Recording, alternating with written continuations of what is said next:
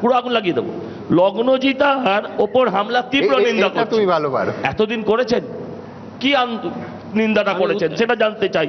আর স্যারকে আমি অনুরোধ করব, আপনার আত্মা ওখানে আছে, আপনাকে সেলিম ইউসুফ পালাতে সাহায্য করেনি, ভাগিয়েছে।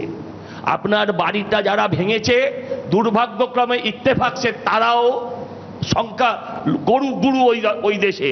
আপনি যাদের ফোন করেছেন তারাও সংখ্যাগুরু ওই দেশে, সেটাও ইত্তেফাক। একটাও ওই দেশে সংখ্যালঘু মানুষের আর্তনাদ আপনি শুনতে পাননি। এটা আমাদের দুর্ভাগ্য। সমাজের মাতব্বরদের কথা বলেছেন, আপনারাও সমাজের মাতব্বর, আপনারাও সমাজের মাতব্বর।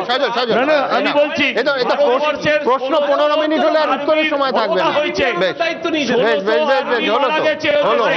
আপনার মনে হয়েছে যে আমাদের সে তুলনায় যোগদান নেই।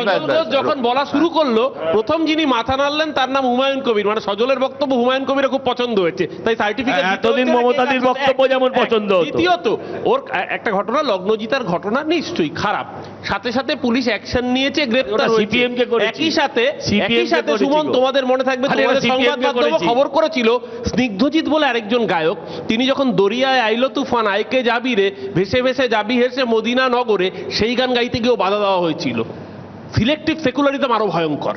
আমি একটা নির্দিষ্ট জায়গায় সেকুলার হব, আরেকটা জায়গায় প্রগতিশীল হব। একদম একেবারে আমি একমত, কিন্তু পাশাপাশি আমি কালকেই করছিলাম পল্লব চিত্তনিয়ার বর্ধমানের তার ফাংশন এবং সেই বেসরকারি ফাংশন। আজকে আলোচনাটা যেহেতু আমি বলছি যে সেখান থেকে তার নাম বাদ গেল কেন? এই প্রশ্নের জবাব সবাইকে দিতে হবে। কর্মটা বাদ চলে যাচ্ছে, যার জন্য মহাত্মা গান্ধী ন্যাশনাল আরবান ওই আমাদের যে 100 দিনের কাজের প্রকল্প সেটা বাদ চলে যাচ্ছে।